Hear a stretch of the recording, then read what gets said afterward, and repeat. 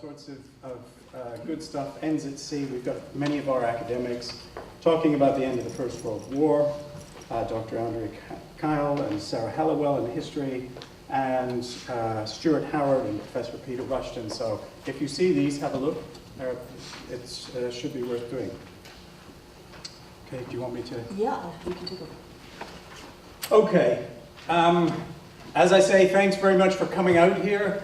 And I want, very first of all, to thank the university, because I think this is a good thing to put on. I think it's a really good idea to actually bring two sides of a very, very divided question together.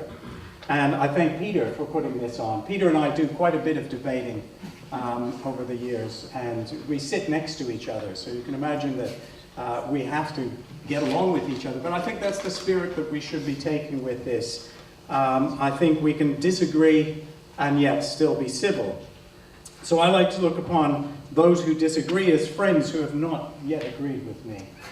And so that's very much the spirit at which we do this. And I think it is a credit to the university for actually allowing this to go ahead and for bringing people together who have very different viewpoints on this question. It is a very, very vexatious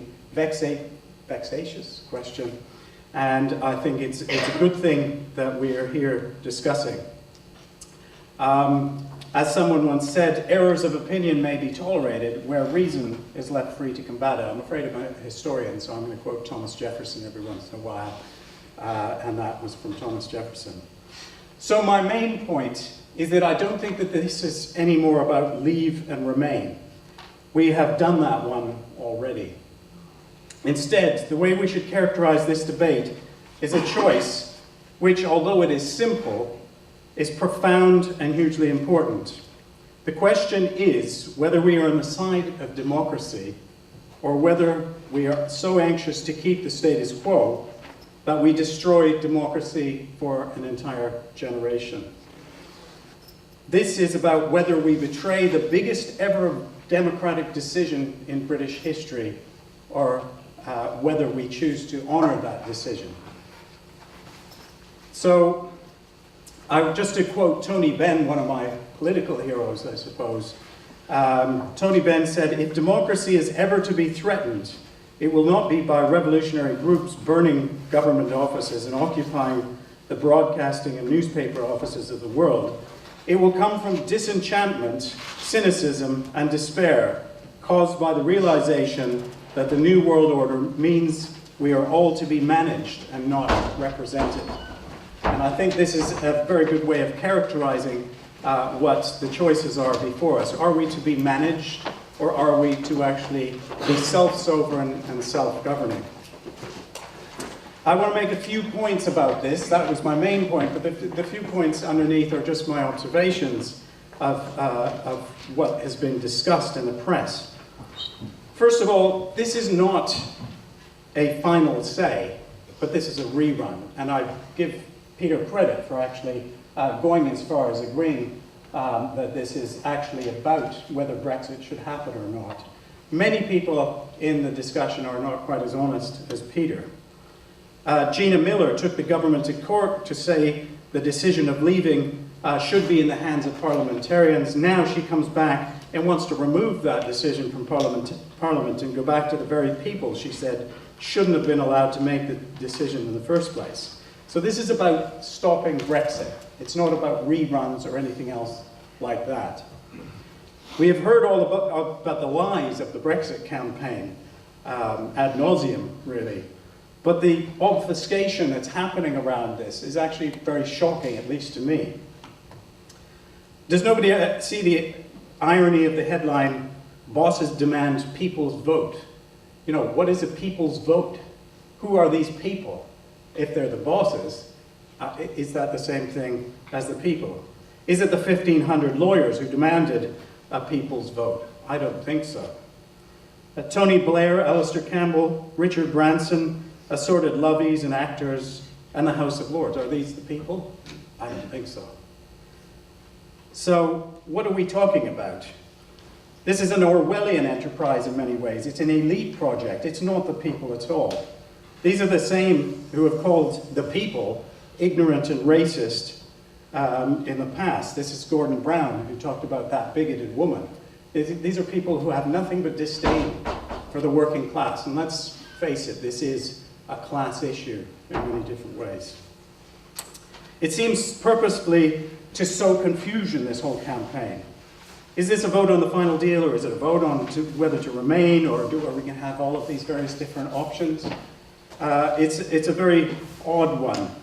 The aim here is not really to change people's minds. I don't think they're trying to do that, but to beat leaders over the head or beat them into submission until they've been softened by some rather ridiculous scaremongering, and none of which so far has materialized, and I hope that it's not going to. So that's one point about this. I also think, look at the EU. This is the whole issue that we're talking about. Why are we so desperate to remain with this anti-democratic organization? The EU has got a record of forcing people to vote until they win. So in Greece, 61 to 39% rejected the austerity measures that were imposed upon them, but the government went with the EU anyway. If you look at Ireland, Ireland rejected the EU or the Maastricht Treaty in 2008 and was forced to vote in 2009, forced to vote again. So I think the EU is unfortunately a very undemocratic organization. This isn't against Europe. This isn't against the European nations. I love Europe, and I suspect most people who voted Brexit actually do love Europe. It's not about that. We're not going to move any further. We'll still be 20 miles away. It's about self-sovereignty and about people making decisions about our lives where we have some sort of ability to bring them to account, to actually make them responsible to us, and to be able to kick the people out. I was going to say a different word there. If we need to. We can get rid of Theresa May, thank God. But we cannot get rid of the EU Commission. And that is, I think, it's the democratic principles about this. People will talk about, for instance, the various different economic scenarios and talk about that. And I think these are serious things, and I think we have to deal with these. But I do stress that it's the democratic principles that must be at the base of our entire discussion. I do say that, for instance, the whole idea that you can have any kind of a sort of re-vote on the whole thing is very, very impracticable as well, though. It seems very, very odd, for instance, to have a second vote where we have all of the various Justine Greening's idea that we have the three different choices. Do we want this? Do we want that? Do we want the other thing? Basically designed to split the Brexit vote again so that it can't go through. And it just, what happens, for instance, if you do have a Remain victory by 52%? What's going to happen then? Are we going to have the best of three? Are we going to go up to 7? Who knows? This is a very ridiculous scenario. So I would argue really that the vote that has happened in 2016, a historic vote, the biggest vote in British history, should be supported, and that we should not re-vote or rerun the vote, which is what this is really about, until we win, until you win, or whoever is going for this wins. I think that's what is the project behind this, but I think we should honor that vote.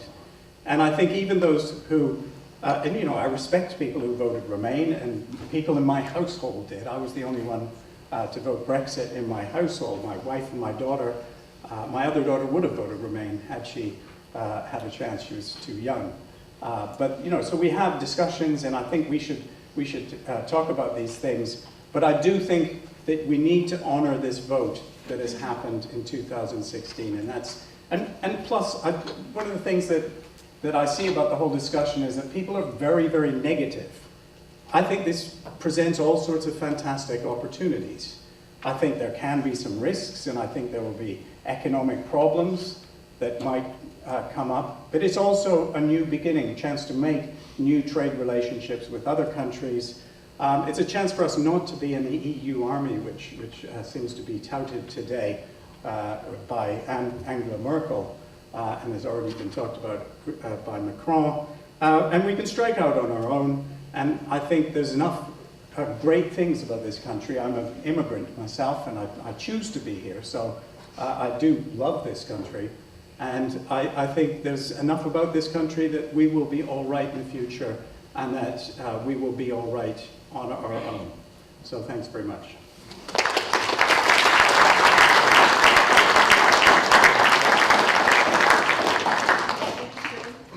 Now Dr. Peter Hayes will, afterwards we'll take questions and comments from the floor.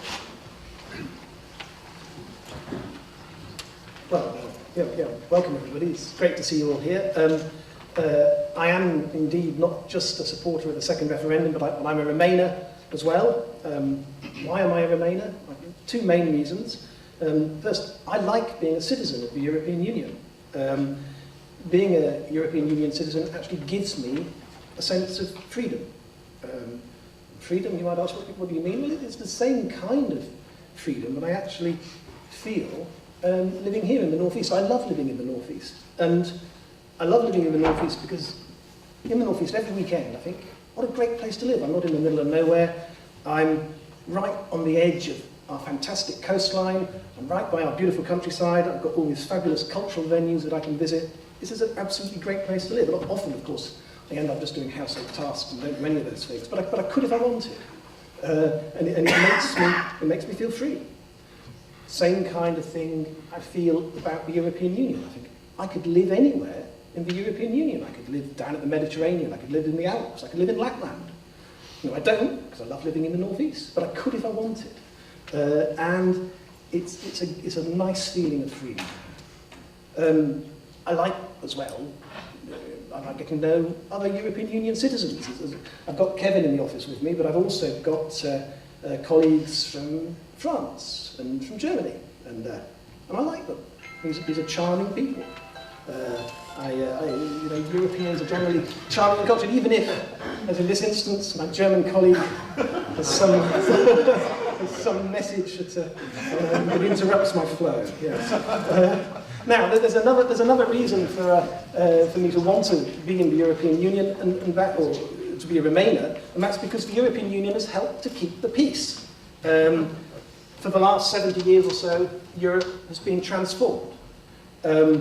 Europe used to be a place of almost constant warfare, and it's become a far more peaceful place. If you think about the wars that Europe has fought, you lose count of them. There's all of those religious wars back in the early modern age. I lose track of all of those wars, so there were probably literally hundreds of them. There was the 7 Years' War, there was the Napoleonic Wars, there was the Franco-Prussian War, there was the First World War, there was the Second World War, but there wasn't a Third World War, was there? We got the European Union instead, and that's much better, I think, than a Third World War.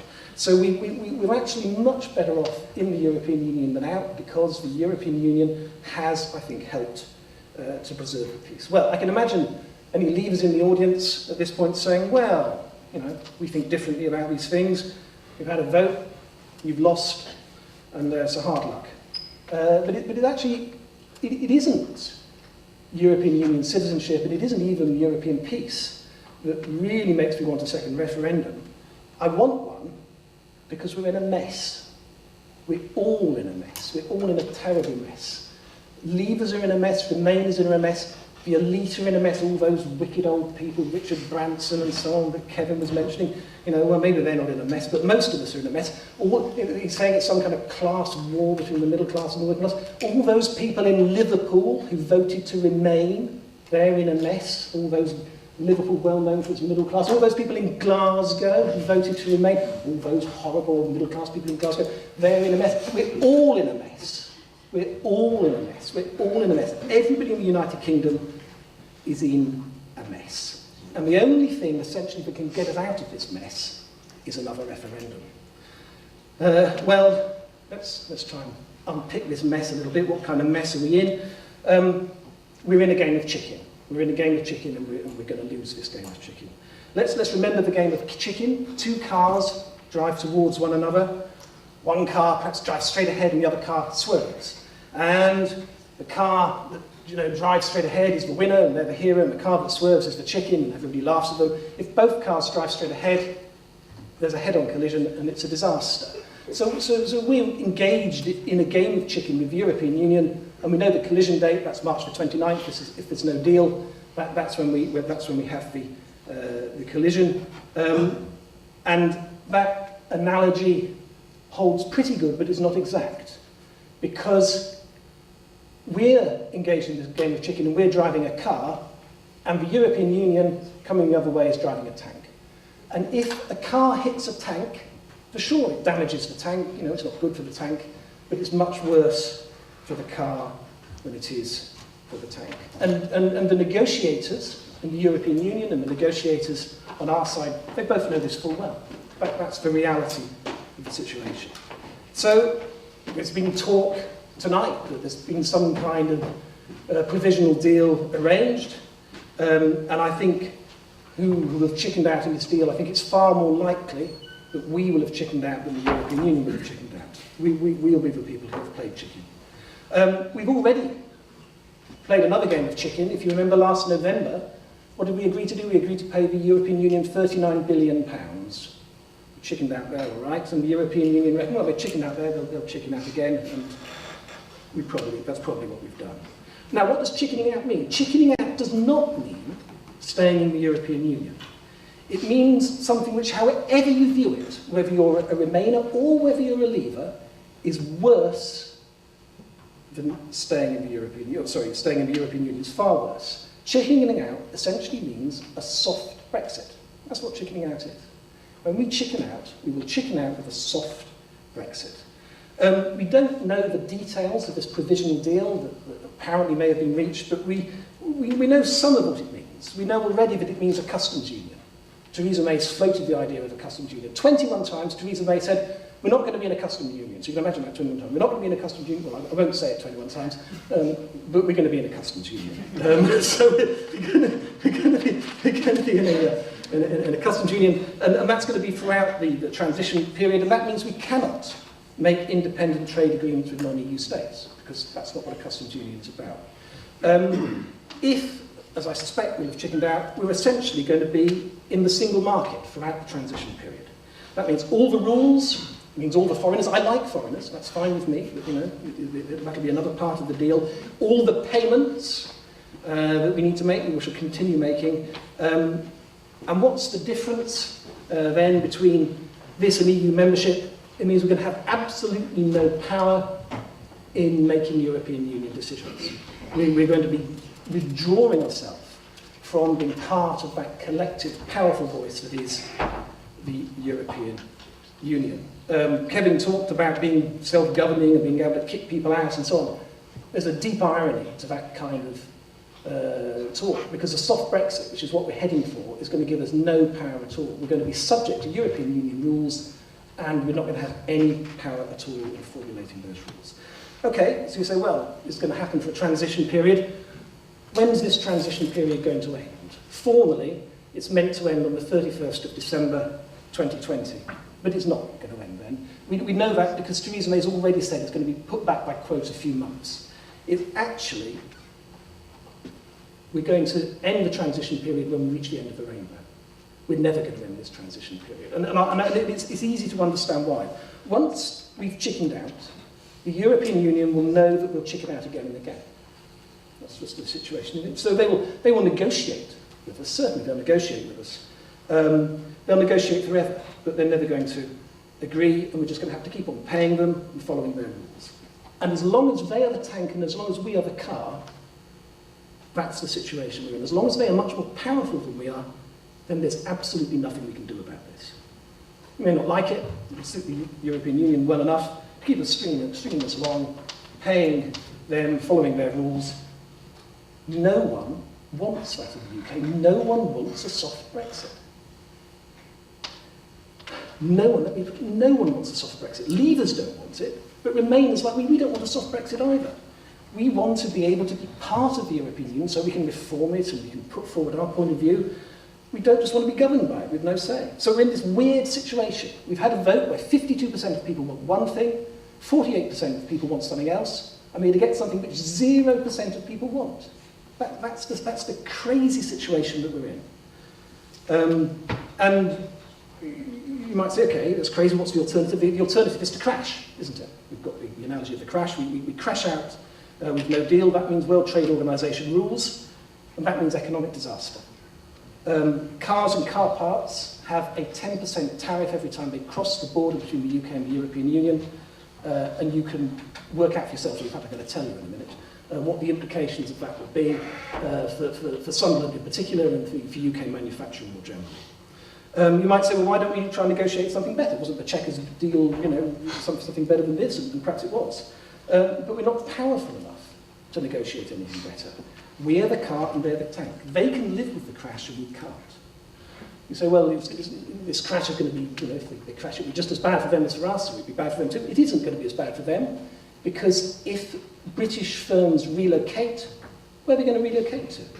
They're going to relocate to the European Union, so there'll be a kind of a silver lining for the European Union, won't they? So we're in this terrible, terrible situation where we're essentially powerless. Let me give two local examples of the kind of economic damage that threatens us if we pursue no deal. First, this is something I don't know much about, but I'll just say it briefly, the digital technology industry. In Sunderland, we've got a small but growing digital technology industry sector. What would happen to it after no-deal Brexit, I don't know. But since 2015, based on its model of the single market, the European Union has developed a strategy to develop a digital single market and is moving ahead with it. And without a soft Brexit deal that will keep us in this digital single market, we'll be outside it. What are these digital technologies companies going to do? I don't know, but obviously they might move. They may move to stay in it. Let's go to the car industry.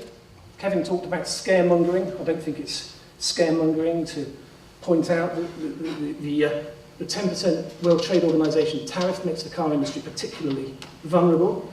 After the Brexit vote in 2016, Nissan announced that it would still make new models in Sunderland, and we all heaved a great sigh of relief. That was great news. But then in June of this year, its CEO backed out of that commitment. He said that he's putting his investment decisions on hold while the company waits to see what happens with Brexit. In October last month, Nissan warned that a no-deal Brexit would have, to quote, serious implications. That's not good news for Sunderland. Why is this? Jaguar Land Rover was given a bit more detail. They're, of course, based in Birmingham, so actually we don't bother about them, but we should be worried about them as well. Their CEO told us that a no-deal Brexit would cost the company $1.2 billion per year in WTO trade tariffs, and that would make it unprofitable to stay in the UK.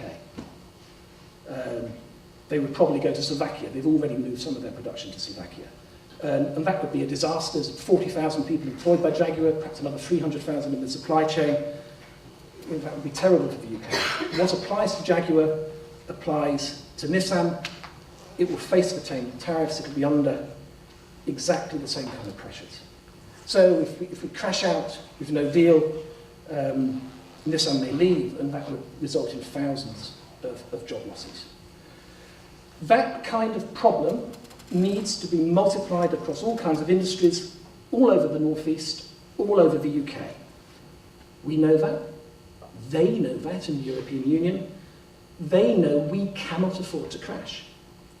And that means we will have to accept their terms. And their terms are going to be a soft Brexit, with the foreigners, the rules, the payments, with no say and so on. The strong take what they can, the weak accept what they must. That has been a principle of international relations ever since it was set out by Thucydides 2,500 years ago. In politics, the field of politics, I mean, we call that realpolitik, or we call it realism. Now, perhaps because our fellow Europeans are charming, and I think they are, a charming cultured lot, we thought that they would be different, and that they wouldn't engage in realpolitik. But they're not different. They are realists, and they're in a much more powerful position than we are, and they intend to take full advantage of it. And when, if we Brexit, and head out to deal with those other great world powers, the Americans and the Chinese, we're going to find that they are realists too. They are also going to be dealing with power, and they are going to be completely ruthless in their dealings with us. So, it is time for us to become realists. It is time for us to hold another referendum. Thank you.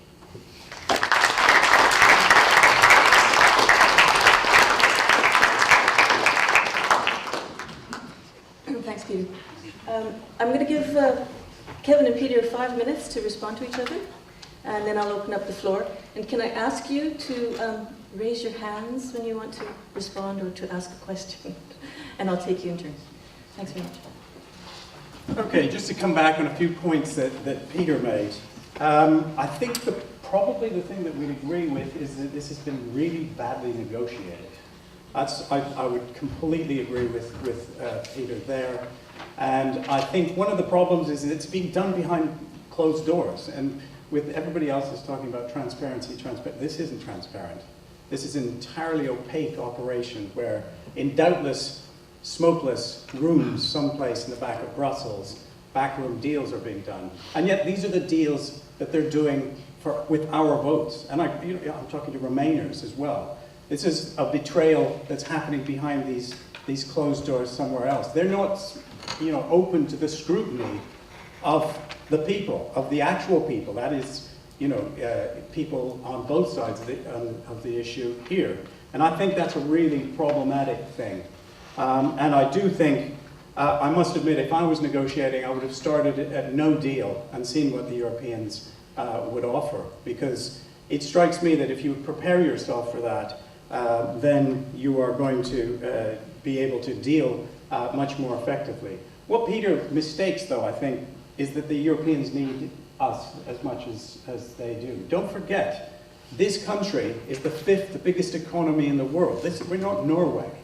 You seem to be implying that there's this tank, and we're the tiny little Citroen 2CV or something, I don't know, but to take the metaphor, where to take the metaphor. But I think the British economy is a large economy. I don't think Europe can simply deal with us any way that they want, unless we roll over, or unless we have a second referendum, which just makes them think, oh yeah, these people don't really want to leave. You have, and all of these people in the elite who are begging to stay in Britain, I don't think are really helping the negotiations an awful lot. Peter talked about preventing war. Now, I wonder whether everybody else saw the announcement about the European army. And I'm just wondering what the purpose of that European army would be for. Defense, yes, because that's the one we always pose armies. A European army, and not only that, we went back to the 100 Years' War, I think. Well before the EU, people were preventing war. And I don't think it's been the EU. People talk about the EU as being, oh, well, how will our rights be protected? It wasn't during the EU that people died for the right to vote in this country. It was well before that. And I think you will find that the British people are able to stand up for themselves if rights, it strikes. I think the problem with the whole debate is that it's a sort of international interests versus national interests, and that's the real crux of the matter. I too would like to be a citizen like Peter, sort of wandering about the place, and I spent a lot of time in France. I love France, and I think it's a great place, and I love all of the various different European countries. I spent a lot of time in the Netherlands and various different places, and I think we'll still be able to do this.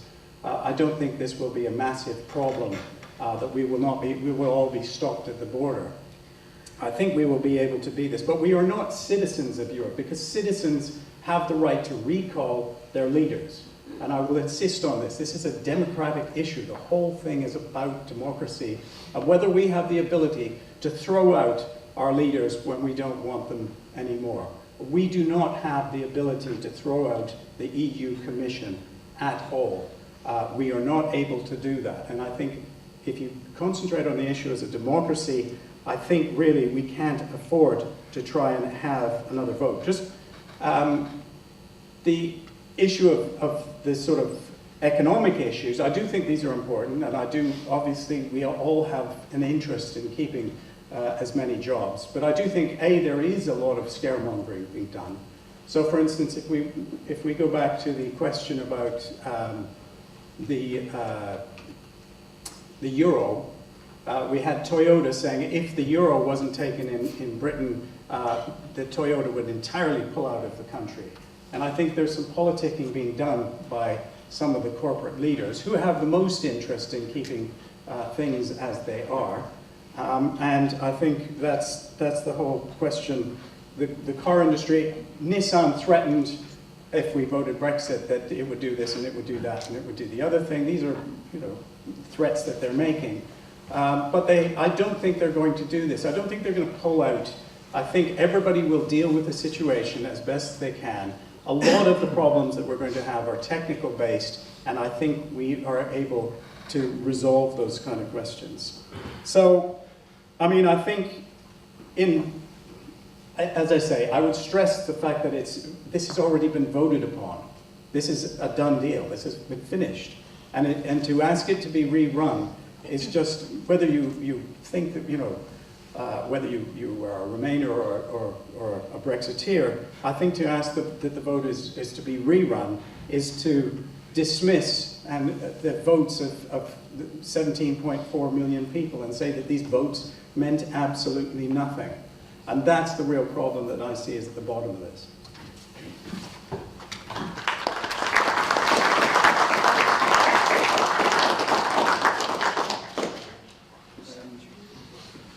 Let me try and respond to some of these points. First, actually, as a matter of fact, I don't agree that the deal has been badly negotiated.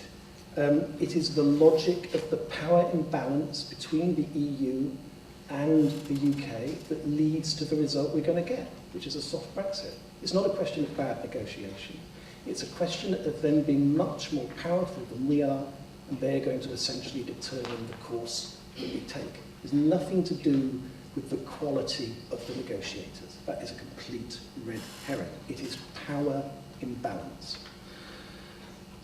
Question of the European Union Army. I don't like the idea of a European Union Army. I don't expect many of you do. That's exactly the kind of reason we should stay in. So you can put a spoke in their wheels.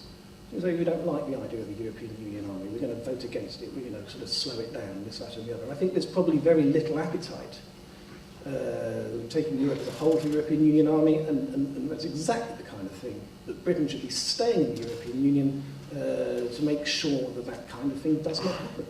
So the argument there, I think, is bizarre, because if we leave the European Union, I don't think the European Union Army is very likely. In fact, it becomes more likely because we're not in it. The idea that it's this scaremongering idea that the heads of British industry are kind of, talking bull when they're talking about all of these things, is surely exactly the reverse of everything we know about the way that industry operates. If you think of any kind of industry, you will see them saying, everything's going great, everything's going great, everything's going great, and then suddenly either they're bankrupt or they've moved to Indonesia or something like that. That's the way that industry works. Industry does not spend its time scaremongering. Industry plays down. It plays down the difficulty that it's facing. We all know that. The fact that even under those circumstances, industries which have these, they want business confidence, they want investor confidence. The last thing they want is to say we're in trouble, because it's going to scare off the investment they need. The kind of confidence they require is going to be undermined by saying, even under those circumstances, they're talking about what's going to happen if we crash out in the European Union with no deal. You can bet your bottom dollar that we've got serious problems coming our way. The question of democracy, I find it bizarre. We're going to have, I say essentially, if we leave the European Union, we're almost certainly going to have a soft Brexit. That will give us far less decision-making power than we have in the European Union at the moment. I think this is, again, it's another complete red herring. The idea that it's somehow undemocratic to rerun the referendum, I think is not right. There's nothing undemocratic about changing your mind. There's nothing wrong with saying to people, well, you voted for one thing, you now know a lot more about the subject than you did before. Have another look at it and vote again. That's not undemocratic. It's not disrespectful. To err is human. People make mistakes. We all make mistakes. We've got a right to change our mind. So 17.4 million people are not being disrespected by just saying, well, think again, have another vote. There's no disrespect intended there. It's simply to say, have another think about something. There's nothing undemocratic about that. If you are a leaver, you actually want another referendum. And I'll tell you why. Because you might win. You might win in another referendum. And if you win in another referendum, our negotiating position is going to be strengthened. Essentially, because the British people would have shown that they're kind of gone mad. Let's draw an analogy with Donald Trump. For years and years and years, Barack Obama has been trying to negotiate with the North Koreans and he's got nowhere. Donald Trump comes in and we know he's mad, don't we? He's got a big red button and he might press that big red button. That actually has provided him with a negotiating advantage. And it's meant that North Korea has come to the negotiating table. If we have another vote and we vote to leave a second time, our negotiating position will actually be strengthened. And in this game of chicken, the European Union it just might swerve. So if you're a leaver out there in the audience, the one thing you actually want is another referendum. Because if you don't have another referendum, you're going to get a soft Brexit. Okay?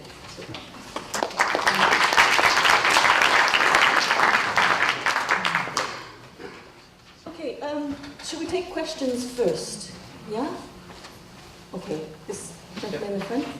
I might be missing an obvious point here, but you keep suggesting that a second vote is undemocratic. Is it not the case that we have in the parliamentary system that we have, that Parliament cannot bind its successors? If it is the case then now that we are seeing a growing appetite for a Remain vote, how then is it undemocratic to call for another people's choice when we know, well, we already have an established fact that we can change what we vote on in Parliament? Sure. Do you want me to come back now? Yeah. I think the problem is that it's directly contradicting the first vote. It's not just another vote on a different subject. It is a vote on the same subject as Peter was arguing. It's a vote to overturn that first vote. And that vote is the biggest vote in British history. I think people somehow forget that. It's a very, very profound decision.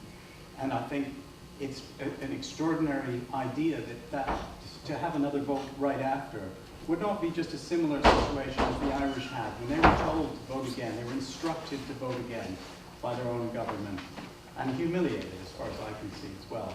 And I can't see that if you don't like the results of some vote, then you should demand to have a re-vote. That just doesn't make any sense to me. And particularly when we were told, amongst all the lies that people like to talk about, one of the things we were told is this is a once-in-a-generation decision. When you make this decision, we will implement it. And of course, that hasn't happened. You know, you're asking people to vote again on something they don't know anything more about than they knew in the past. Brexit hasn't been implemented. If it's 5 years down the line and people were calling for a vote, I might understand it, or I might even be slightly more sympathetic, but this hasn't even been implemented. Nobody's tried it. So it seems a contradiction of the first vote, a simple attempt to rerun the first vote. Okay, can we take another question? It's this gentleman here. Could I ask both of the speakers, if we go back to the original decision to even hold a referendum, do you believe that was a good and wise decision? Not necessarily from the point of view of whether we like the result or not because it might have been a cynical party political gesture to outmaneuver UKIP, and not whether because we like or don't like referendums, or even because it might have made direct democracy toxic for the future, but because quite simply it was far too complicated an issue. Everybody voted very earnestly and sincerely, but for very different reasons on very different issues, and it was just too big, and now we're left with the mess of the division of that decision. Okay, can I ask Pete if you could address this first? Yeah, sure. You put me in a bit of a bind because I agree with much of what you say, that it was a very difficult question that was posed. There were many different threads to the question, and a simple sort of leave or remain didn't get at all of those complexities. And yet, I would still say that it wasn't a bad idea, but ultimately I do have faith in the workings of democracy and in very central, very important questions being determined by referendums. That's one reason I want another one. I think that's our way out. And I want another one because, of course, it isn't another one immediately after. It's another one after 2.5 years when we've undergone this really steep learning curve. How many of us could honestly say we knew, say, the difference between the customs union and the single market now, or even knew that the customs union existed? How many of us knew about WTO rules? You know, we actually know an awful lot more now than we did, and we're in a much better position, I think, now to make a reasoned decision about what our options should be. So I did support the referendum, even though I was very disappointed in the result. Okay, this gentleman here, did you? Yeah, I was just going to make a point. That's the point. That's the it's absolutely true. Most people couldn't tell you, and possibly still can't, the difference between the customs union and the single market. If I asked, this is why people wanted to come out of it. If I could possibly still ask how many people in the audience here could name 3 MEPs, or tell us what the difference is between the European Parliament, the Commission, between the European Directive and regulation. And most people here would be clueless. They would not be able to give you the name of 3 MEPs. It's an educated audience. Now, I just wonder what kind of democratic setup that is. If this opaque, this vague, kind of obscure thing, that, by the way, again, there's all this kind of focus on the referendum itself, as if people just made their minds up there, then, I can remember us not being in the EU. I remember us not being in the EEC. A lot of people who voted, right, they already had a sort of an impression of the EU. They have long memories. People aren't necessarily experts, but they have long memories of the EEC and have an idea about what the EU is, what it represents to them, and what it's not. And as far as I'm concerned, the EU itself, the EU, which is from 1993, isn't it? It's an elite project that the vast majority of ordinary people have never identified with, or have had a very weak attachment to. And what's interesting to me, again, in your, the talk that you may not virtually ignored it or glossed over it. What Kevin emphasised, the focus of his talk, and which was at the heart of the referendum. That's what it was about, as far as I'm concerned. And that's why people voted to leave, because it was about sovereignty, it's about democracy. And you've simply repeated what Remainers have done since the referendum itself, framed it in entirely economic terms. And what you've done is you've simply reconfirmed my wish, determination to come out of the EU, because what you've done is you've used the metaphor of the EU as this giant tank, and you use you don't hear the language of realpolitik anymore. It's the language of the Cold War and before that. So we've got this tank against this small saloon car. And what it's going to do is roll over us if we don't do as we're told. Okay, can I just stop you there? Sorry.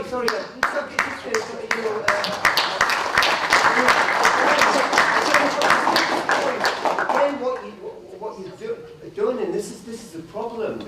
You basically your narrative here was that the UK is weak and subordinate, and therefore what we must do is just kind of go along with what the EU are dictating. Yeah, okay. So our options, I think, are a soft Brexit or no deal. What we need is... So what do we need? We need no deal? No, what we need is a different political class. No. Yeah. Because what you're then going back to is the idea, what you're going back to is the idea that our negotiators haven't been much good. Our negotiators have been doing the very best they can, and it is the power imbalance is the reality of the situation. When we talk about sovereignty, when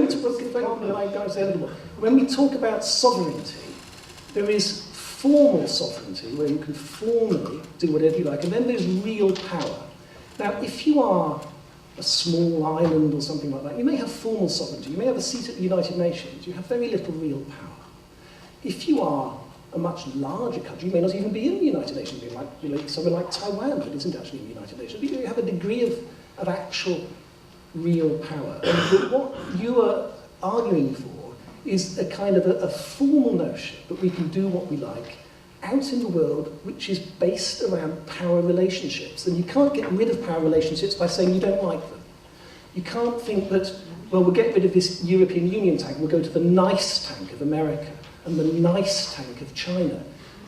Power is out there, and you have to deal with it, and you have to be realistic. You can't live in some idealistic bubble and think that by getting out of the European Union, suddenly your sovereignty, meaning your power, is going to be restored. You may have formal sovereignty, but you will not have power, and that's the reality of the situation. Okay, can we... are you addressing... I have a question for Kevin. In terms of, let's say, in either a leave or remain scenario, in regards to the issue of free speech, given that recently the European Union has passed Article 13, which obviously would curb certain communications on the internet, and also a recent decision by the European Court of Human Rights in regards to a sort of blasphemous statement. But then given the fact that in the UK we have the people being charged under the Communications Act for either uploading jokes or posting either jokes or rap lyrics onto social media, would you say we are either better or worse, either in terms of leaving the European Union, or would you say we're simply trapped in a zero-sum game in regards to freedom of speech? I'm an optimist, so I actually think we will be better off outside of an unelected authority that we have, that's the EU Commission. The UHCR, or UCH, the Court of Human Rights, is a separate organisation to the EU, so it is necessary to sort of make that distinction. But I do think, I was very shocked at the ruling that they had against blasphemy. You know, just as Ireland passes a historic law getting rid of its blasphemy statements, suddenly the European Court of Human Rights is passing this. And I think probably Peter and I agree on free speech. Oh, I do agree on this one, but it's almost agree, it's off topic. Well, no, because it's not entirely off topic, because at least in Britain we have elected leaders that we can recall if we don't like their position on free speech, and I would urge people to do that. We can't do that with the European Commission. We have no right to recall those people in the European Commission. That's it. Okay, Andre? Well, one is a statement. I think this argument is constantly repeat, Kevin, that we have no right to recall. It's delegated. It's national governments that are elected by the electorates that propose members of the commission and that can recall them. It's basically like a club where you have different sports sections, different kind of disciplines, like an athletic section, a football section, horse riding. This is what people have voted against.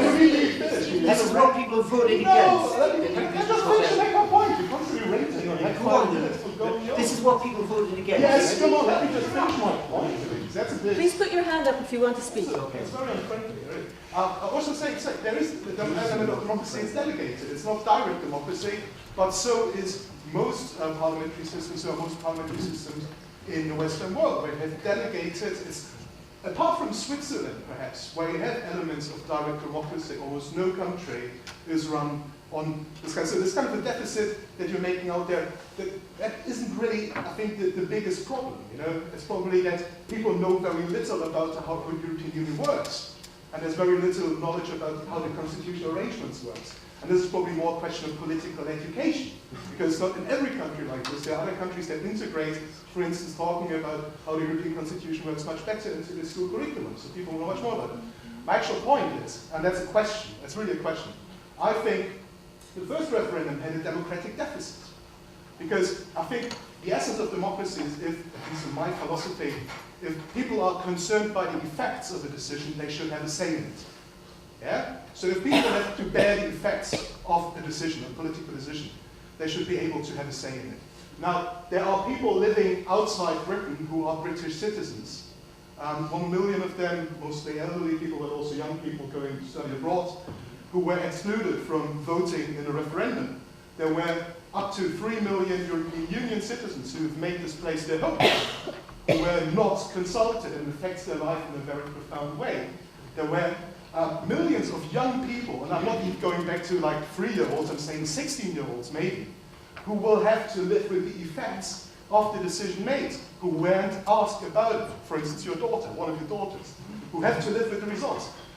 Just in theory, if there were a new referendum, wouldn't it also be very important to address this democratic deficit and the technical grounds how this referendum would be run? Would you, for instance, if there would be a referendum, would you say, yes, there should be European Union citizens who live here for, like say, under the same rules as settlement status, 5 years, or pay taxes or whatnot, you know, they should have the right to vote in such a referendum. Do you think that people outside Britain who have a British passport should be allowed to vote and cast their ballot from abroad because they have to live with the problems? And do you think that the voting age should probably be lowered in such fundamental questions to 16, 15, 13, whatever?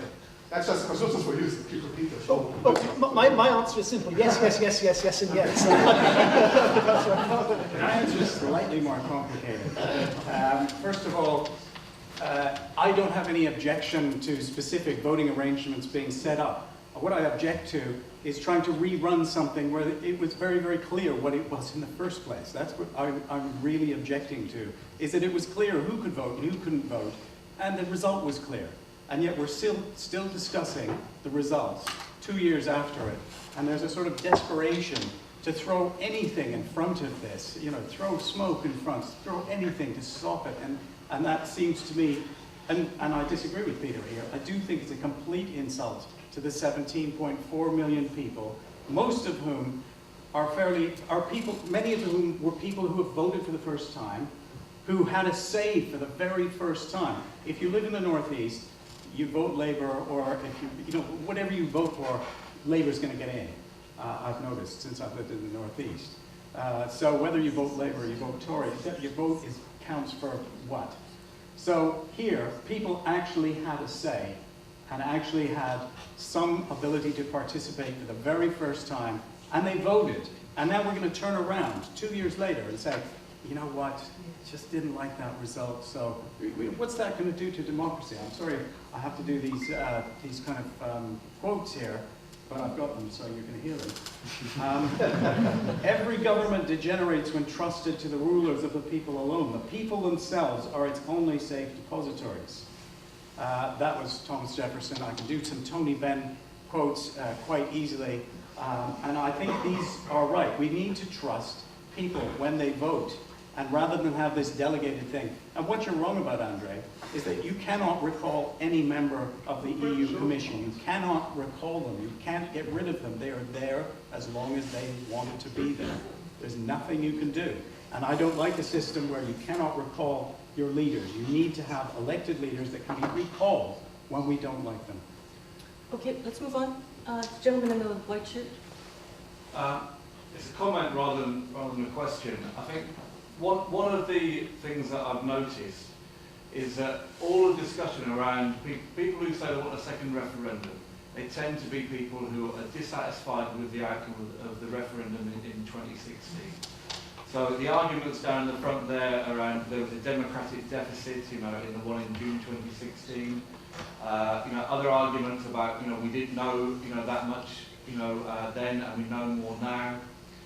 Clearly, you know, there has been a lot happened in the last 2.5 years, and I don't blame you for your description as the situation as being a mess in terms of the way in which the negotiations have gone. I think that's a pretty accurate description. But I think the real issue here, and it's something that Kevin's touched on more than Peter, is around democracy.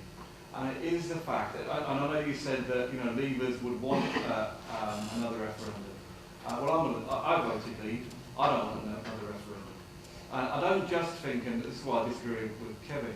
Kevin said it's an insult to the 17.4 million people if we have another referendum. I think it's an insult to absolutely all of the people, you know, who voted in the referendum, 33 million people. You know, and it's easy to forget, you know, what the situation was like, because because we've had all of these discussions around no deal and all the kind of business leaders, as he said, saying this is the problem, it's easy for us to forget what it was like 2.5 years ago, and actually the run-up before that. You know, we've been promised a referendum. I didn't know until recently, but apparently Tony Blair promised a referendum on the EU, which I totally forgot about. David Cameron was elected on a promise of having a referendum, a binding referendum on the EU, in-out, leave remain, and that's what he delivered. And he delivered it at a time when Parliament all voted for it. They said, is there going to be a threshold? Is it going to be, as there is sometimes, 60% or more in order to get it? No, it's going to be 50% plus 1, you know, would be the decision which will be decided. And Kevin's absolutely right to draw attention to the fact that at the time, it said, this is a once-in-a-generation opportunity to decide on the country's future. And we will implement what it is that the people decide. Now, 33 million people took part in that, and the result was clear. 52% voted one way or another. And 2.5 years later to say, we want a second referendum, you know, there's more young people around who might vote a particular way, some of the old folk have died who voted a particular way, a real kind of nastiness around, you know, ordinary people and the way in which, you know, people have actually kind of bothered to vote, bothered to actually think about, you know, what they wanted for the future, their children's future, and everything else. And so the arguments against a second referendum, as far as I can see, are entirely democratic. You know, whether you're a Remainer or a Leaver, it's entirely undemocratic to say, we want to vote again.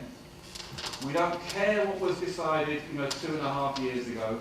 We want to vote again, you know, because we don't care about anything that happened then. And that's why I think it's entirely anti-democratic, undemocratic, and it's why I'm totally against there being a second referendum.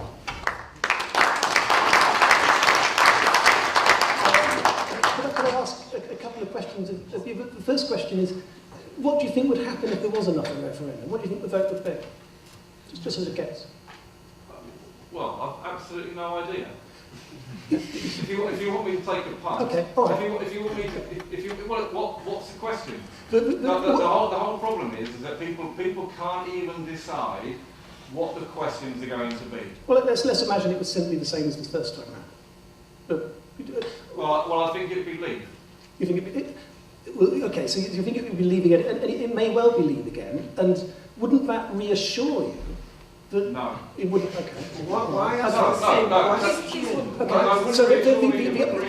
Then let's imagine there's not another referendum.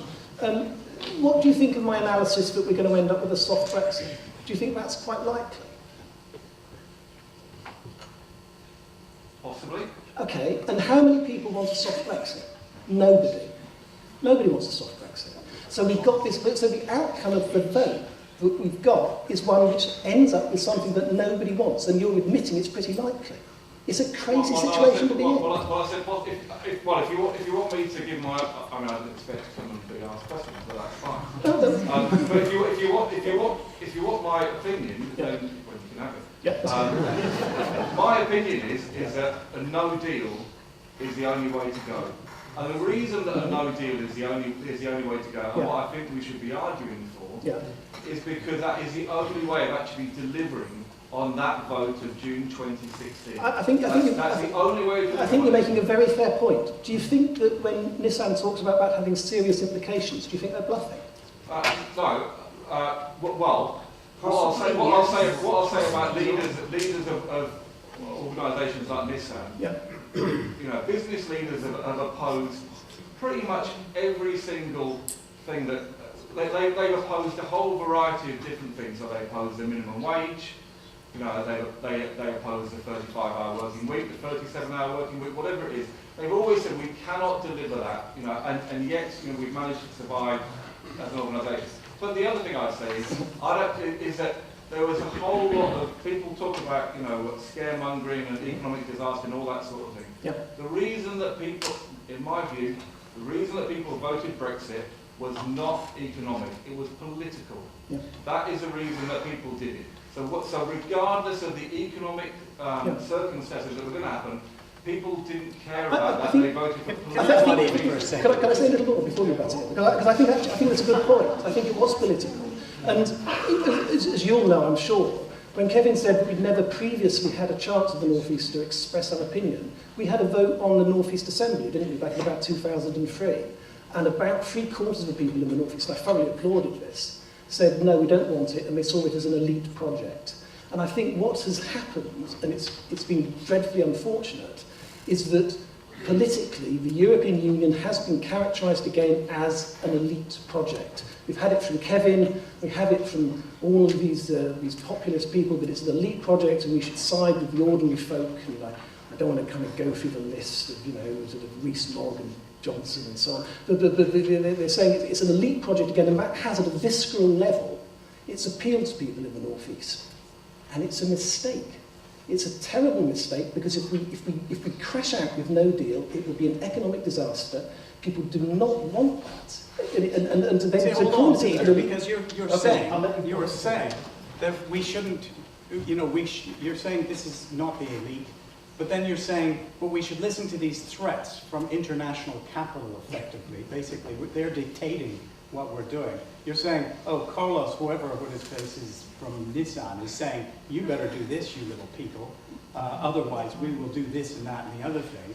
I don't want to be dictated to by international capital, representatives of international capital. I want to have my own say over that, and I think most people who voted want to do that as well. And if you can use all of these kind of scare tactics that you like, Peter, but it's going to happen, and I think the vote has already been taken, and the international people are just going to have to deal with it the same with everybody else here. Okay. And let's look forward to it. For goodness sake, why is everybody so pessimistic? I'd like to move on. Okay. There's some young people up here who won't speak. Okay. Okay. First of all, this evening, an excellent point. I think it has been very thoroughly negotiated.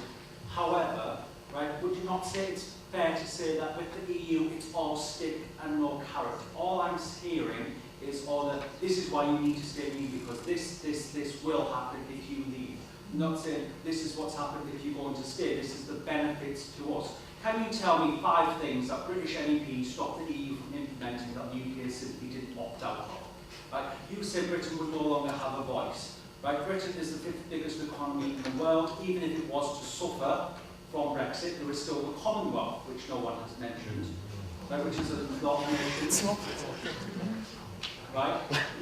Britain has a lot of vested interests, not just in the EU. Perhaps we do need to focus more on that.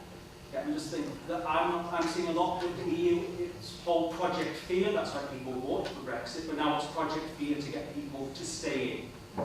Yeah, they have flipped what forced people vote to leave to get them to stay. Would you say that the rhetoric behind the EU has changed since the referendum to try and scare people from instead of leaving now to stay? I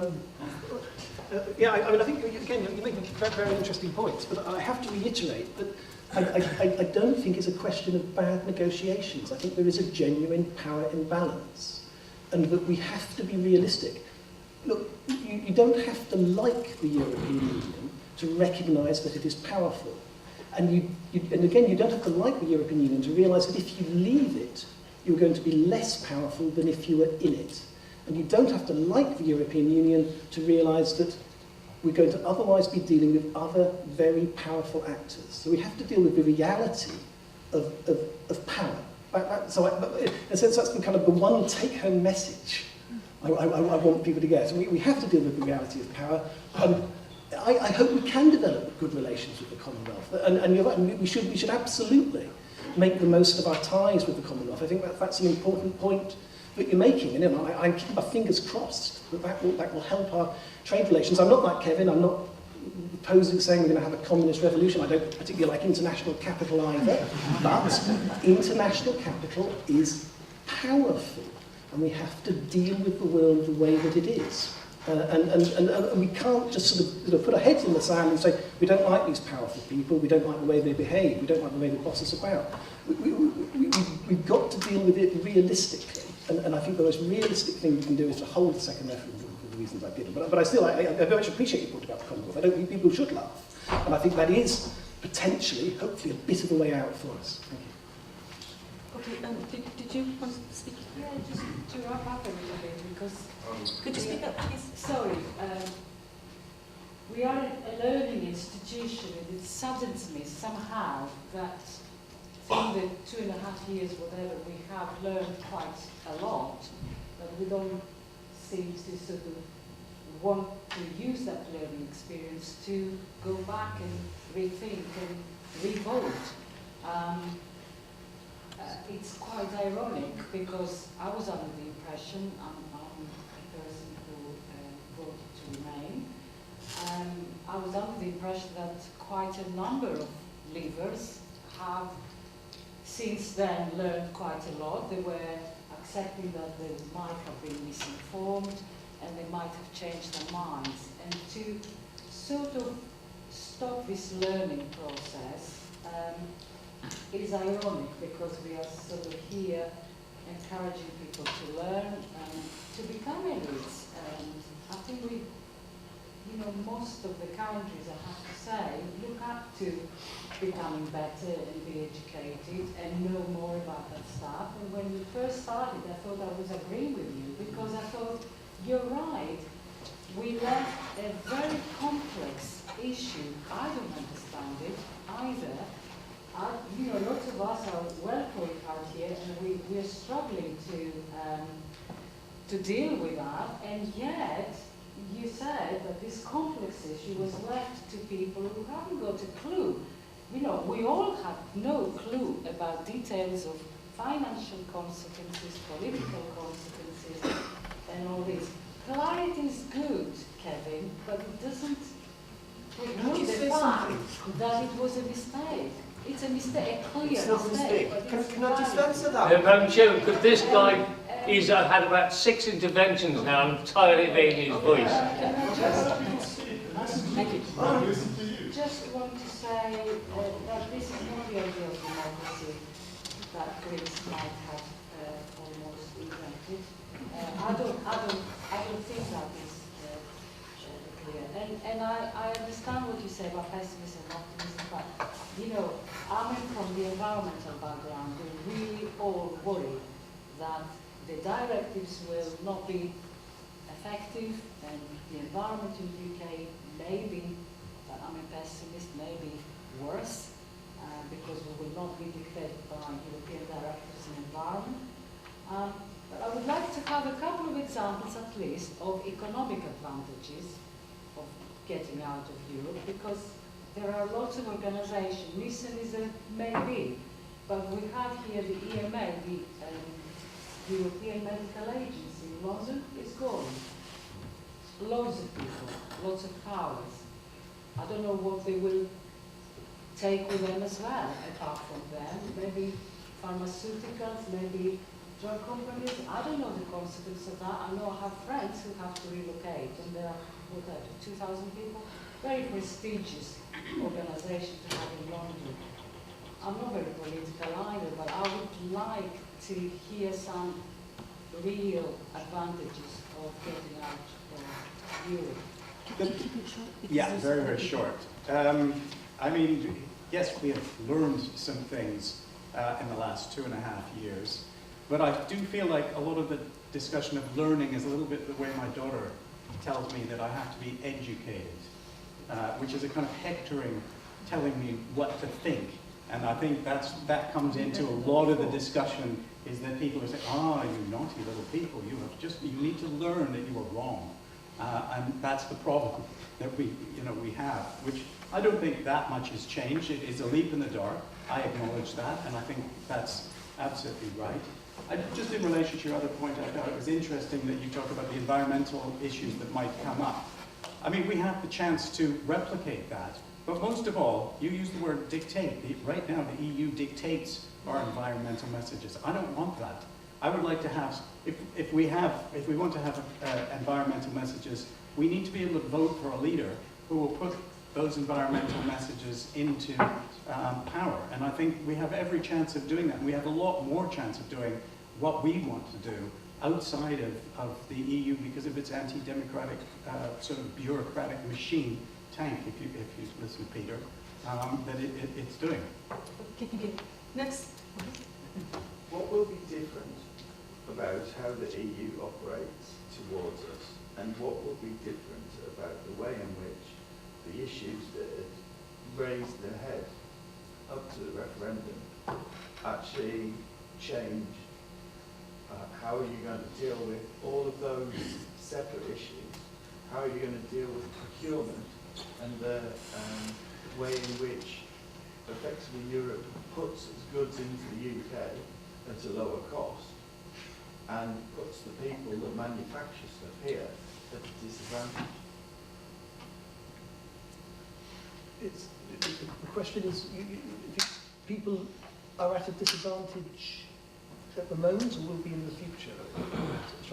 They are at the moment with the way in which the EU works, and the way in which we have imported effectively the labour undertaken in any other country within the EU at whatever rate it's being charged, making our indigenous cost base too high compared to the products that are being offered to us.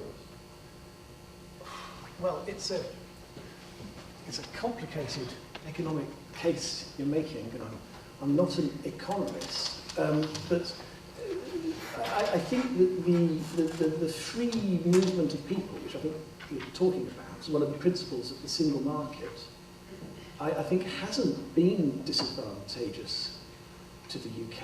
I think that it's part of the UK's economic dynamism has been based around the ability to recruit people from all over the European Union, including many people with a lot of advanced specialist and technical skills. I think at the lower end of the scale, I think that the price of our food and things like that also has been kept low by the ability of us to recruit again people from the European Union and to work in the agricultural sector. So I think you're making interesting points. From my limited economic knowledge, I wouldn't say that free movement has been economically disadvantageous, but I don't know what Kevin thinks. Can we take another question then? Yes, up there. We're told that functioning democracy depends on... Could you speak up? Sorry, I've got it full. We're told that a functioning democracy depends on an informed and educated public. A huge swathe of the British public didn't vote in the referendum, and many of them didn't do so because they weren't educated or informed on the subject. And since then, a lot more information has come out. So my question to Kevin would be that if democracy is good, why is more democracy bad? How is it more democracy to rescind a vote that's been taken, the biggest vote in UK history?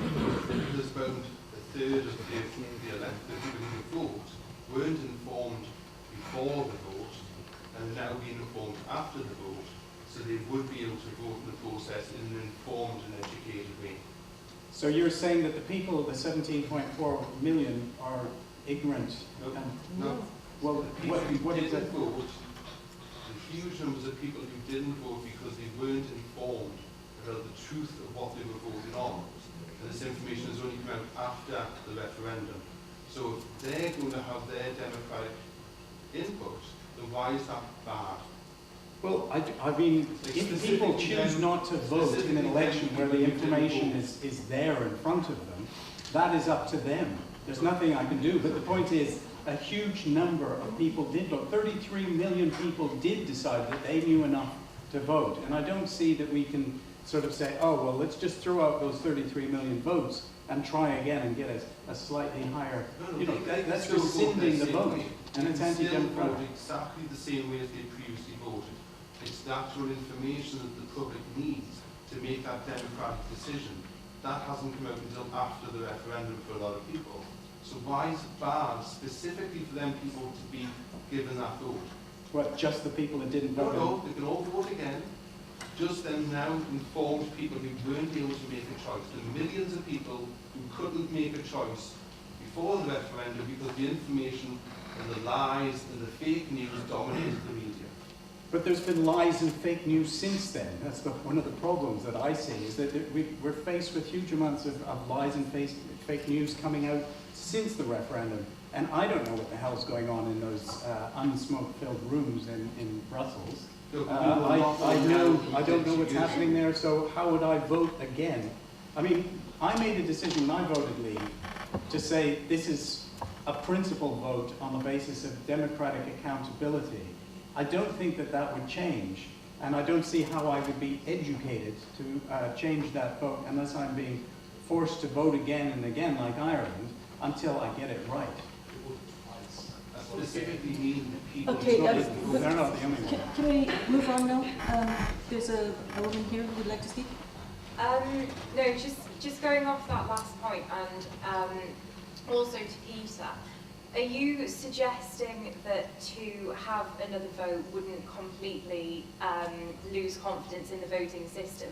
To suggest that we're now more informed, surely after every general election happens, we're more informed after the result, but to keep voting again and again on things and going over old ground, as Kevin mentioned, on something that hasn't even yet been implemented, are you suggesting that the cost, not only of having yet another referendum, is a price worth paying for something that may not even offer a changed result?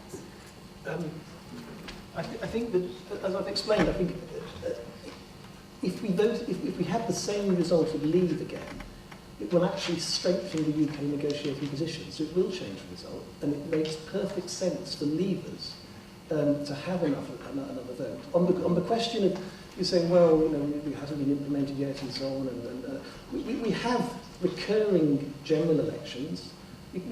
I'm not insulting people by saying, let's have another vote, we might have made a mistake. Now, I don't know why Kevin is laughing, but there is I think Kevin often says, you know, I think people will agree with me. I think Kevin will agree with me that there is a culture that has been created where every time, you know, you say something to somebody that somebody else doesn't like, but then they feel insulted. They say, ooh, I'm feeling insulted about that. And I've been told that I've been insulting 33 million people by saying that human beings can make mistakes. I don't think that is an insult. I make mistakes all the time, you know, I admit it. And perhaps, unless you are a god, you may also, as a fellow human being, every now and then make a mistake. And we know a lot more than we knew before. 2.5 years is a good period of time to learn much more than we've learned before, and we certainly have learned to learn more, and we can make a more rational decision about what to do next.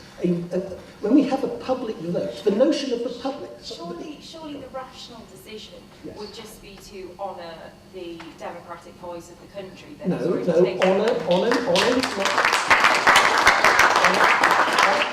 honour and rationality is something different. I am not dishonouring people by saying people are mistaken. When we talk about the public, we have an implicit notion that the public are rational people who come to a sensible decision. We are now in a better position to vote as members of the public with that connotation of rationality behind it. There is absolutely no dishonour in admitting that you may have made a mistake. There is nothing dishonourable about it, and there is nothing insulting about saying that people can make mistakes. Hold on, because I mean, that's Peter telling everybody that they've made mistakes. That's nobody else saying about making a mistake. That is one person saying, 33 million of you have made a mistake, go vote again. You know, that's what I reject about it. It's sort of saying, if I disagree with the vote, and there are a lot of votes I disagree with that I've participated in, I have to suck it up and take the result that is democratically decided. I certainly have never voted for the Conservative Party, and guess what, they're in power. And I'm not happy about that. But I also think that the people who did vote Conservative should be honoured, and I can't just go around to every single person and say, you've made a mistake, you silly little people, you must vote again. Okay, thank you. Yes.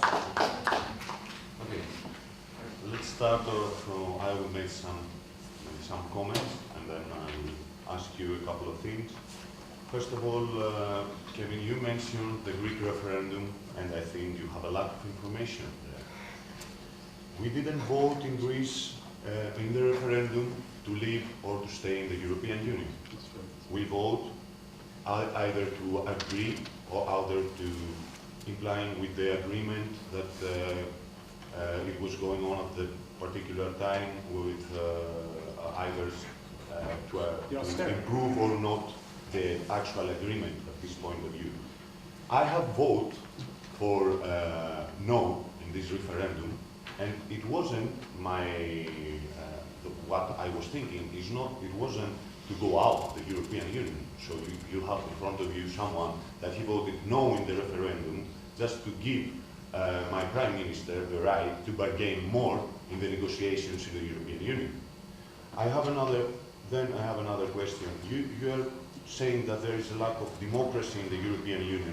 Can you please mention me another union in the modern world now that is more democratic than the European Union?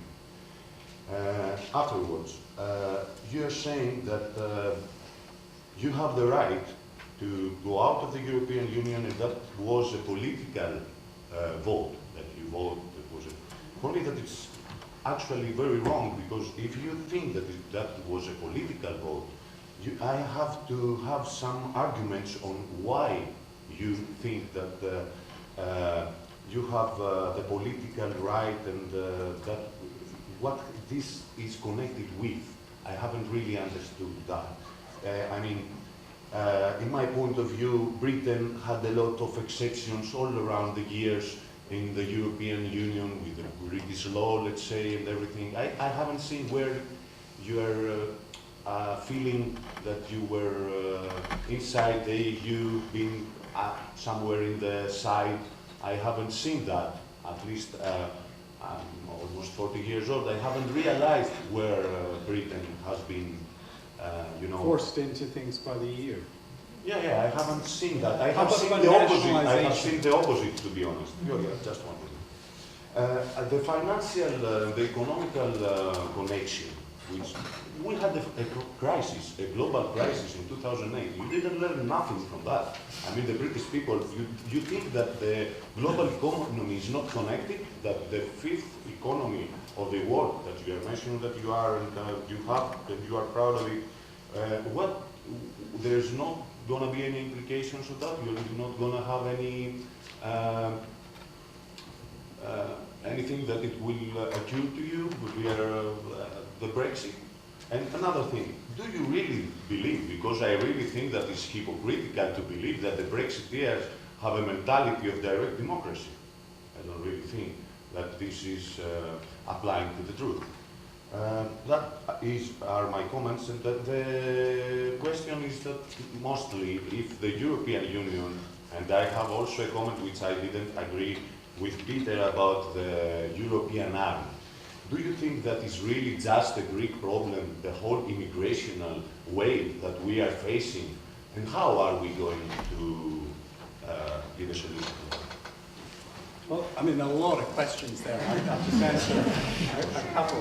First of all, it was, I believe the vote was in the 60s, and I can't remember the exact numbers of the Greek vote. 62, 38, something like that?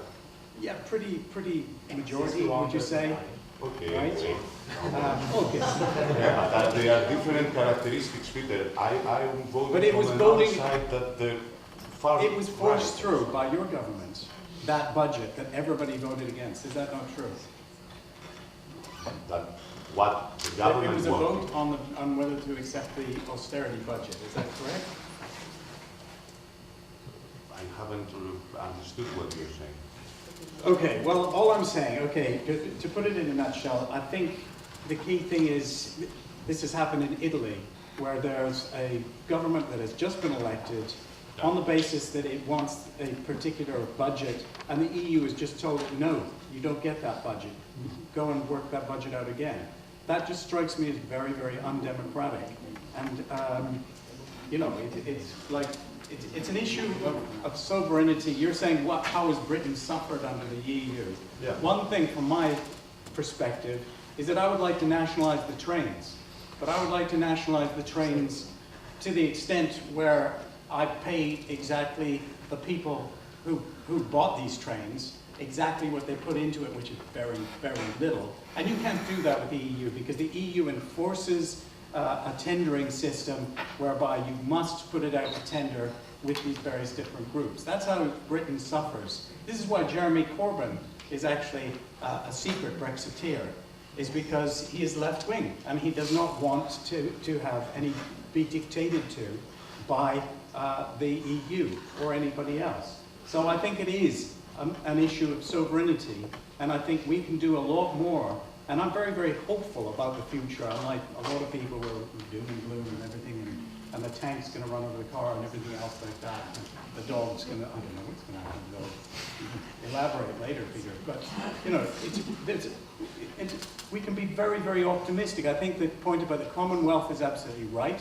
I think that, you know, there are all sorts of possibilities that will open up when we do this. And I think people just need to recognize that the people have voted, and let's move on with the whole damn thing.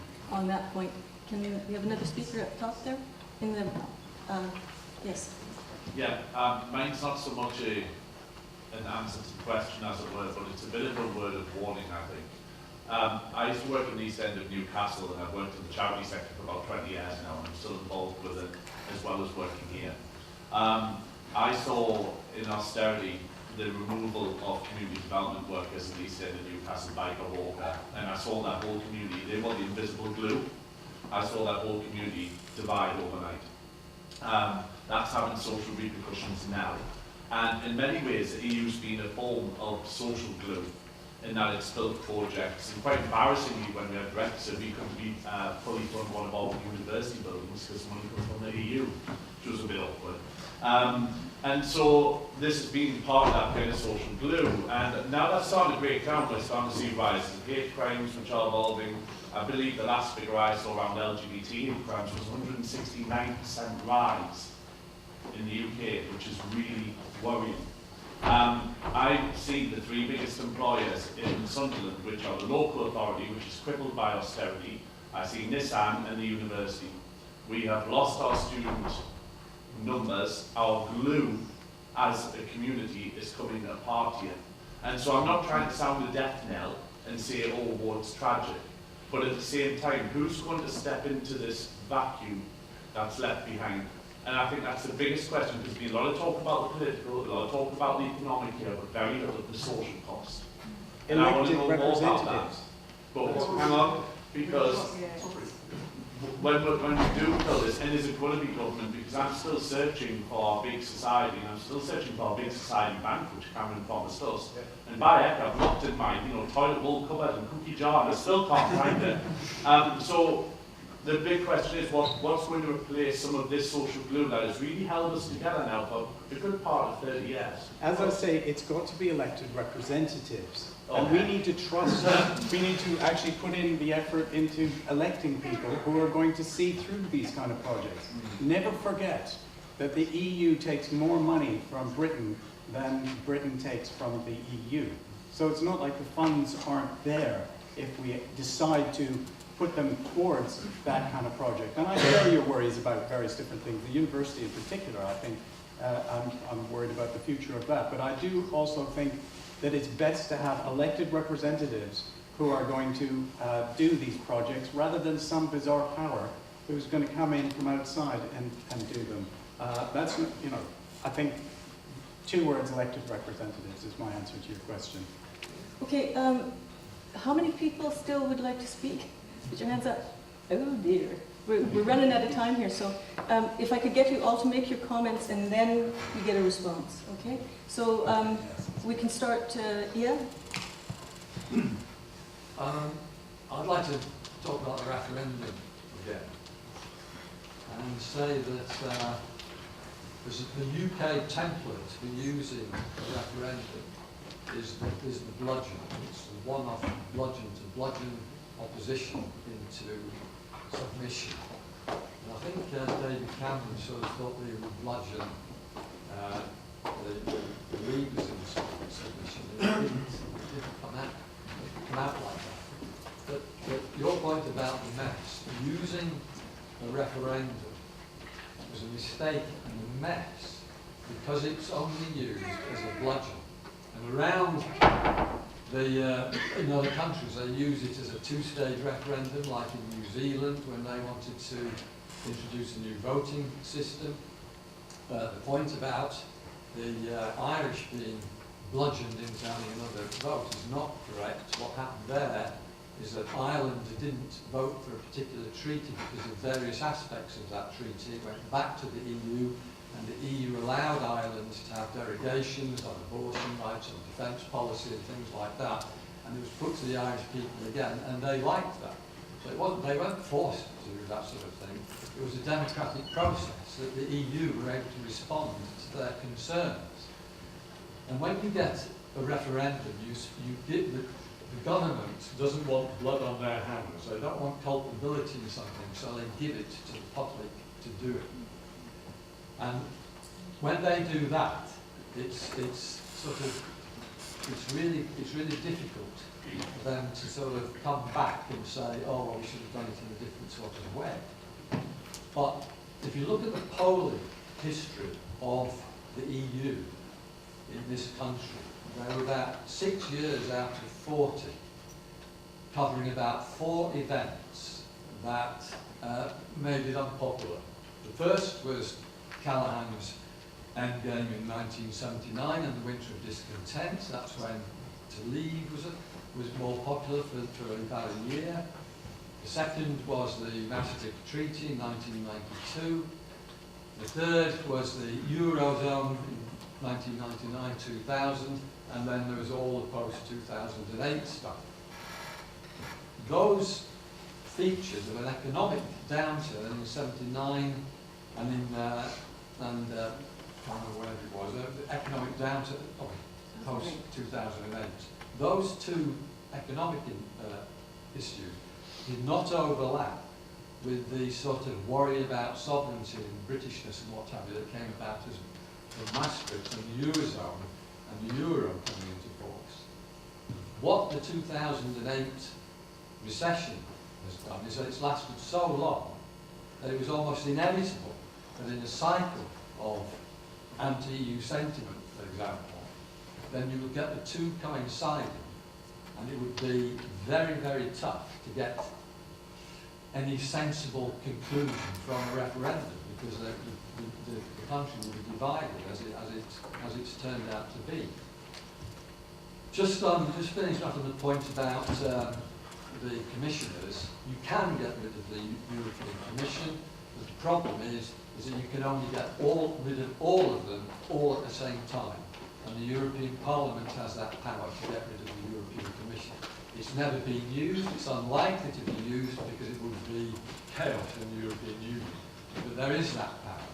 And finally, one of the features about this sort of misrepresenting myself, this puritanical view of democracy and how we shouldn't reflect, it's done and it's done.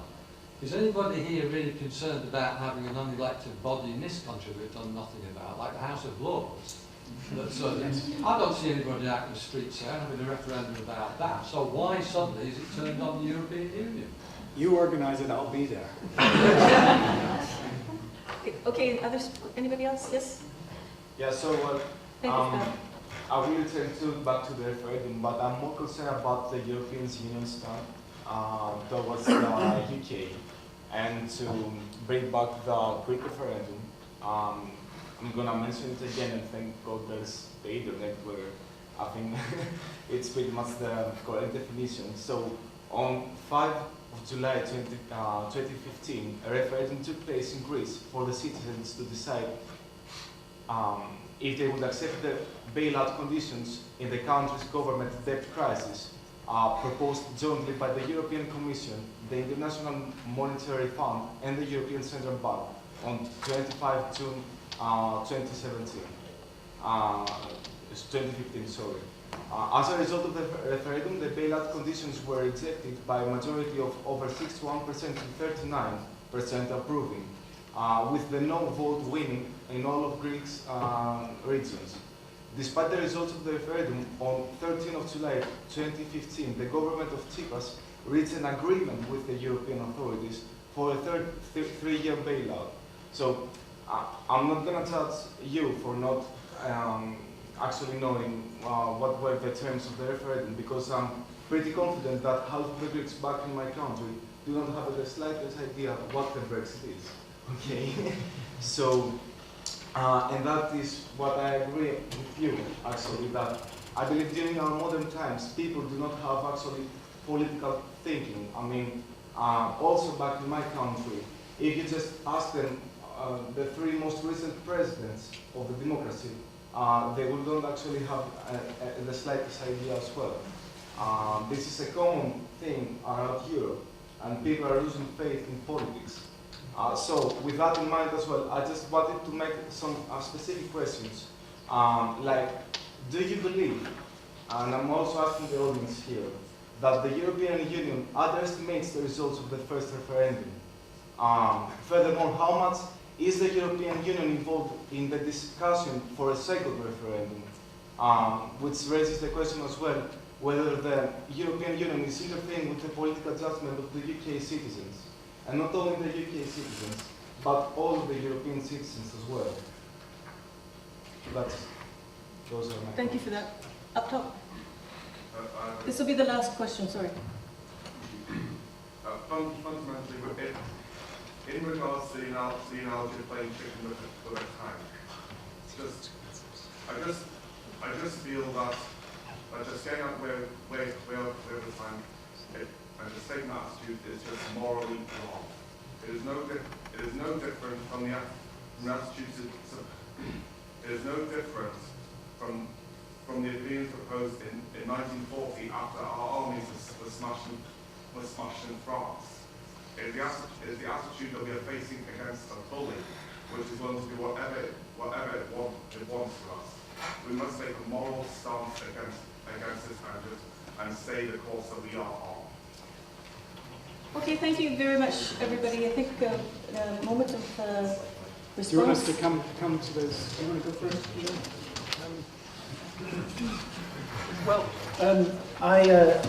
I think these are very interesting, complex points that are being raised. I'd like to thank, well, I've got a few minutes here, everybody who's attended.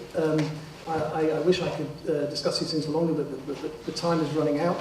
I think that we've learned surely that things are rather more complex than Kevin has made out in saying that the European Union is not a democratic organisation. There are, as people have very well pointed out, a number of democratic checks and balances that exist within the European Union, and I thought a very pertinent question was asked, and they said, okay, name a more democratic union than the European Union.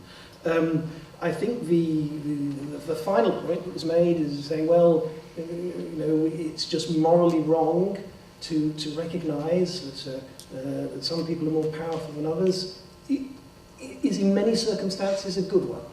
I wish we would do that at the expense of thousands of jobs with BAE Systems and with Saudi Arabia. I wish we wouldn't supply arms.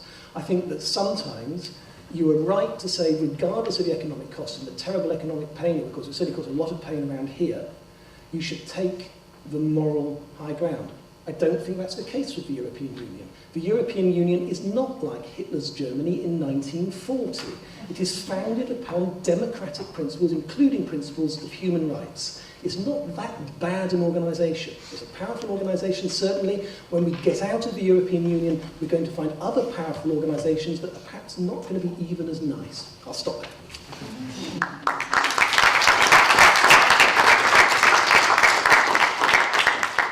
Just to say thanks for all your opinions, and I'm very pleased that we've all disagreed fairly civilly here, and I think that's a very good thing. And I take the points that people are making about Remain as well, and there's been some very well-informed points that have been made about from the Remain side. I still say, and just on that point about the Greek situation, I don't really like the IMF coming along and dictating what people can do in their own country either. It's these supranational organizations that come in behind closed doors, issue a report, and suddenly yes, we're all doing that. And this is the problem that I think is behind the whole discussion, is that we need to have democratic accountability in all situations. And I think that's what this is about more than anything else. I take, you've made some very interesting points about whether the referendum should have happened. It has. And it was clear the way it was set out. And every single Labour MP from this area actually voted in favour of the referendum. This just wasn't David Cameron's mistake. It's every single MP that voted to put through this referendum. And there's been proposals before. So I would finish by saying I really think it's important for us to respect a democratic vote and to have people who are accountable to us. And that, for me, comes before anything else. Thanks very much.